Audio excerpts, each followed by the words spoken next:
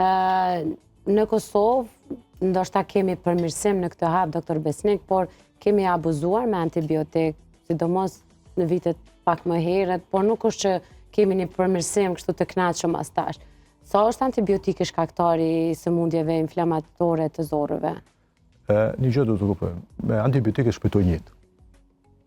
Por tek sëmundje inflamatore, nëse merren pa kontroll, nëse merren me spektre përshkruar me spektre shumë gjerë, nëse merren të virozat, ose sidomos kohët e fundit që kemi një rritje shumë të madhe të sëmundjeve kronike inflamatore është që hipen në moshat e reja. Kohët e fundit kemi një rritje enorme të sëmundjeve inflamatore kronike tek fëmijët, që nuk ka qenë më herët. Kjo është për shkak të përshkrimit të antibiotikëve në masë gjerë në mënyrë të pakontrolluar, pa indikacion.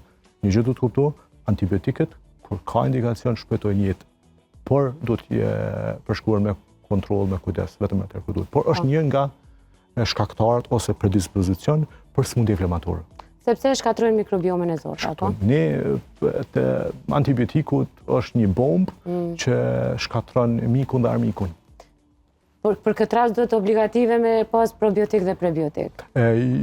Jo gjithmonë. Jo gjithmonë. Por probiotik dhe prebiotik mund të përdorem, unë i rekomandoj që janë natyral. Po, ushqimet. Ushqimet. Jo me kapsula, jo me gjëra suplemente të shtrenjta, nuk i rekomandoj.